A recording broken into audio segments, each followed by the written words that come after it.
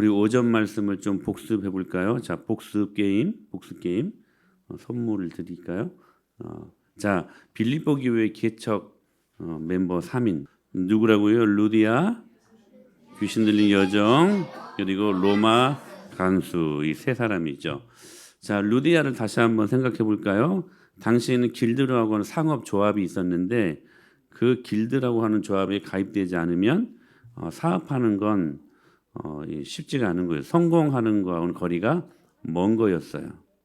왜냐하면 그 길드 조합이 추구하는 게 뭐냐면 그 아뎀이라고 하는 우상을 섬기는 거라고요. 근데 우리가 이번에 성기순례 갔는데 그 에베소 유적지를 가니까요.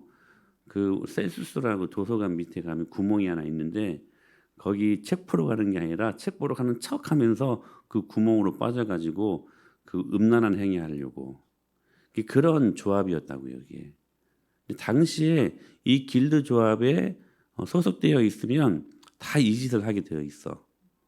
우리 뭐 라이언스 클럽, 뭐 로타리 클럽 이렇게 있잖아요. 사교 클럽 이렇게 있잖아요. 그 안에 들어가면 매뉴얼이 규칙이 있는데 다 그 짓을 해야 된다고. 그 짓을 같이 안 하면 사업하기가 힘든 그러한 시대였다고요. 근데 루디아는 거기에 가입 안 됐어요. 그리고 믿음으로 사업했어요. 그리고 기도하면서 사업했어요. 그러자 하나님께서 그의 길을 열어주셨어요. 구원의 길도 열어주시고 사업의 길도 열어주셨어요. 보란 듯이 당시에 그런 조합에 들지 아니하면 너 성공 못해.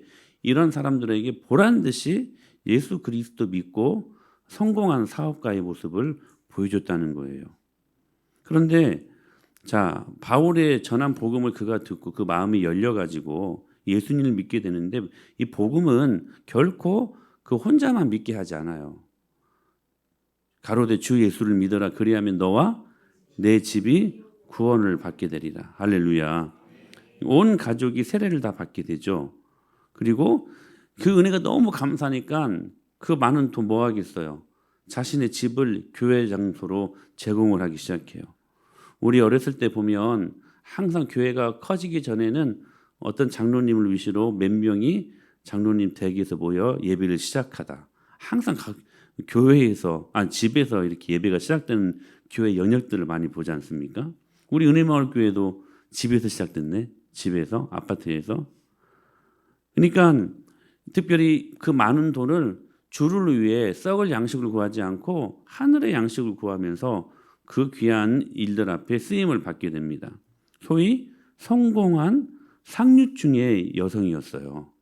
근데 그 다음, 자, 개척 멤버 넘버 2 누구라고요? 귀신 들린 여정. 귀신 들린 여자예요. 지금도 귀신 들린 여자는 우리는 되게 이렇게 좀 낮게 보잖아요. 당시엔 더 그랬어요. 한 사회에서 따돌림 받는 여인이었어요. 최하류층의 여인이었다고요. 대비되죠? 상류층의 성공한 사업가 루디아. 아니 완전히 그 반대로 저 밑바닥 치고 있는 귀신 들린 여종이었다고요. 자, 이 사람들이 교회를 이뤄요. 자, 그리고 누구요? 로마 간수. 퇴역한 로마 군인이에요. 한때 로마 정치에 중심에 있었던 사람이었어요. 막강한 권력을 갖고 있었던 사람이었어요. 자, 보세요. 자, 빌립보 교회 개척 멤버 이 세 명이 다 다양하죠. 자, 그러면서 우리가 오전에는 이 빌립보 교회의 본질을 우리가 볼 수 있다라고 말씀을 드렸잖아요. 그 본질이 뭡니까? 교회는 어떤 교회다? 기도하는 교회다. 할렐루야. 이 빌립보 교회 개척 멤버들을 한 사람 한 사람 만나는 동안 공통점이 있었는데 뭐였다고요? 이 세 사람을 만날 때마다 기도하는 곳에 이 세 사람을 만나게 돼요. 기도하는 곳에. 루디아를 만날 때 바울의 일행이 빌립보 성에서 기도 처소를 찾고자 할 때 신기하게 하나님의 은혜가 루디아를 만나서 그의 마음을 열게 하셨던 그 축복을 경험하게 돼요. 교회가 무엇할 때 이루어집니까? 기도할 때. 귀신 들린 여종을 만날 때도 바울 일행이 기도하는 곳을 찾다가 기도하러 가다가 그 여인을 만나서 귀신을 쫓아버려요. 여러분, 기도가요 귀신을 쫓아버립니다. 이 능력이 있어요. 이 기도는 진짜 귀한 거예요. 감옥에서도 바울과 실라가 기도하잖아요. 기도했을 때에 하나님께서 옥문을 열어주시고 모든 매였던 것들을 다 풀어주시는 축복을 경험하잖아요. 그런데 예수님의 공적인 사역도 뭐로 시작해요? 기도로 시작하네? 기도로? 응? 예수님께서 세례 받으시면서 기도하실 때 일어났던 현상이 있었어요. 뭐냐면 하늘이 열려요. 하늘이. 우리 누가복음 한번 볼까요? 누가복음 3장 21절 22절 시작.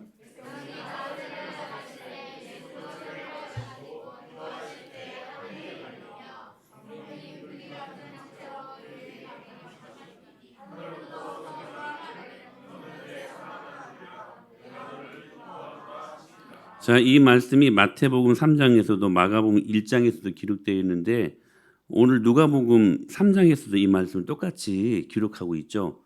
근데 마태복음이나 마가복음에서는 예수님이 세례를 받으실 때라고만 말씀을 기록하고 있어요. 근데 같은 사건을 보면서 누가는 뭐라고 고백하고 있냐면 세례를 받으시고 뭐 하실 때? 기도하실 때 기도하셨던 모습을 누가가 직업이 뭐예요? 의사죠. 의사의 그 섬세한 그 관찰력을 갖고 한 가지를 더 봤어요. 마태, 마가는 그냥 세례를 받으실 때라고만 기록하고 있는데 누가는 그 섬세한 관찰력으로 예수님이 세례 받으시고 무엇 하실 때? 기도하실 때까지 봤어요. 기도하시는 것까지. 기도하시는 것까지. 근데요, 자 보세요. 예수님의 첫 공생의 사역도 기도로 시작했다고요. 근데 기도할 때 어떤 현상이 일어나냐면 어떤 현상이 일어나요? 하늘이 열렸대요. 하늘이. 세례를 받으시고 기도하실 때 하늘이 열렸다. 이 열렸다라는 말이 헬라어로 아노이고라는 말이에요. 수동태가 뭐예요? 어떤 힘이 가해질 때 움직이는 거. 그게 수동태야. 에스겔이 30년 4월 5일 그발강가에서 기도하고 있을 때 하늘이 열렸다라고. 열렸다. 자, 열렸다. 열었다가 아니라 뭐예요? 열렸다. 열리다. 수동태야. 열은 것은 내가 연 거죠. 그러니까 이건 능동태지. 근데 열렸어. 어떤 힘이 가해진 거야. 뭐예요? 수동태야. 수동태. 자, 오늘 본문 우리가 읽었던 자 사도행전 16장 26절에서도 뭐라고 말씀하시냐면 옥토가 움직이고 문이 곧 다 열렸다. 똑같이 수동태를 사용하고 있어요. 수동태. 열렸다. 이게 닫혔던 하늘이 스스로 문을 연 것이 아니라 무슨 힘에 의해서 열리게 되었다는 거예요. 무슨 힘일까요? 기도의 힘이야.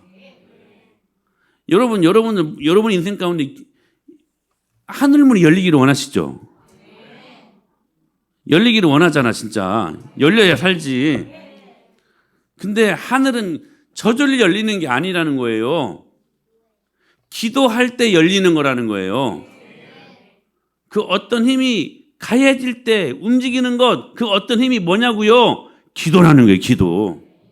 기도할 때 하늘은 열린다. 할렐루야. 그래서 여러분 교회는요, 기도로 가는 거예요. 제가 오전에도 말씀드렸던 것처럼 하나님 아버지의 절대 주권적 사역이 있어요. 하나님이 모든 것들 열어가시죠. 결국 하늘문도 하나님이 여시죠. 근데 하나님의 인간의 협력 사역을 요구하신다고요. 그 협력 사역의 요구 중에 가장 으뜸이 뭐냐면 기도하는 거라는 거예요. 여러분 그래서 쉬지 말고 기도하셔야 돼요. 무시로 깨어서 기도하셔야 돼요. 주님으로 하여금 쉬지 못하도록 여러분 구하여야 돼요. 구차도 구하라 구할 것이요. 찾으라 찾을 것이요. 문을 두드리라 그리하면 열릴 것이다. 할렐루야. 여러분 구할 때 얻어지는 것입니다. 너희가 얻지 못함은 구하지 아니하며. 이게 얼마나 중요한 말씀인지 몰라요. 왜 우리에게 복이 없어요? 소위 말하는 구하지 아니했기 때문에 그래요. 구하세요. 한 번 구했다고 얻어진 거 없다고 포기하지 말고요. 구하세요. 받을 때까지 구하세요. 그 안에 주님의 선하신 섭리가 있지 않겠습니까? 교회는 그렇게 기도로 가는 거예요. 빌립보가 어떤 지역이라고요? 새롭게 시작되는 곳이라고요. 청혼의 꿈을 안고 무엇인가 새롭게 시작하는 그 도시가 빌립보 도시였다고요. 여러분, 교회가요 그런 곳이 되어야 돼요.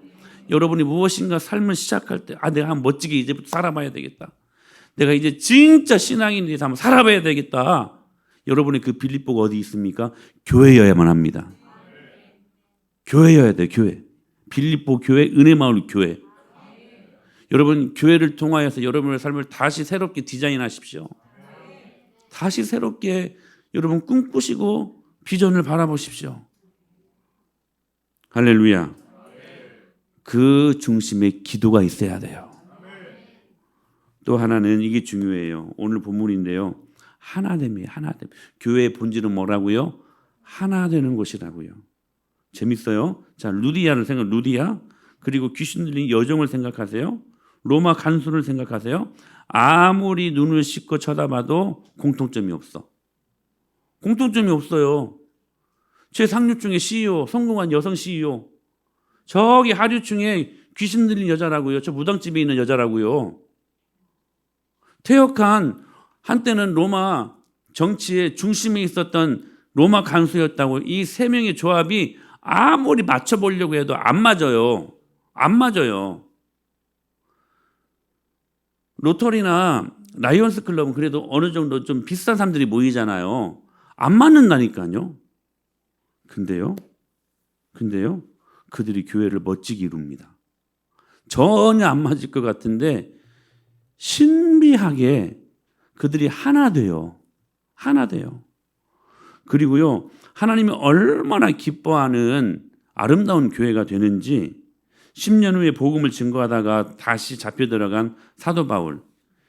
자기 교회를 개척한 사도 바울이 잊지 아니하고 바울에게 에바브로디도를 시켜가지고요, 사랑의 헌금을 바울에게 전하게 합니다. 사랑의 마음을 전달한 것이죠. 그만큼 그들은 빌립보 교회 개척자들을 잊지 않을 정도로 그들에게 믿음의 진보가 있었다는 사실입니다. 왜 그랬을까요? 이렇게 전혀 관련성이 없는, 하나 될 수 없는 부류의 사람들이 왜 하나 될 수 있었을까요? 사실 자, 드로아에서 마게도냐인의 환상, 지도를 한번 생각해 보세요. 바다를 건너가야 돼요.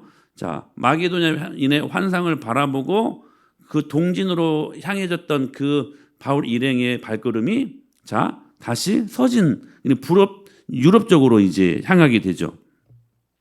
그때 마게도냐 환상을 보고 빌립보 도시에 들어간 새 믿음의 일꾼들이 있었어요. 누구냐면 바울, 그리고 실라, 그리고 디모데, 또 한 사람은 누가였어요. 근데 여러분, 이 사람들의 면면을 한번 살펴보세요. 바울은 문헌에 의하면 키가 작고 대머리였대요. 대머리. 그리고 쇼다리에 안짱다리였대요. 그 걷는 사람들 있잖아요. 이렇게 안짱으로 걷는 사람들 있잖아요. 이 안짱다리였대요. 그리고 이 바울은 안질과 간질이 있었대요. 겉으로 보기에 어떻게 이런 사람들이 세계를 복음화할 수 있었을까 할 정도로까지 겉으로 보기에는 정말 너무나도 초라하기 짝이 없는 사람들이었다는 거예요. 실라와 디모데, 이제 막 사역의 경험도 없고 누가 봐도 이제 새내기야, 새내기. 사역의 경험도 없고 이 사람들 갖고 어떻게 하나님의 일을 하지 할 정도로까지 연약한 자들이었다는 거예요. 그리고 얌전한 의사 누가, 사람 앞에 전도지 한 장 건네주는 거 쉽지 않을 그 성품을 갖고 있었던 의사 누가, 아무리 봐도 이들을 통해 어떤 일이, 어떤 능력이 일어나리라 기대할 수 없었던 상황이었다는 것이죠. 그런데 사도행전 17장 6절에 보니까 이 사람들은 어떻게 말한 줄 아세요? 사도행전 17장 6절 말씀 시작.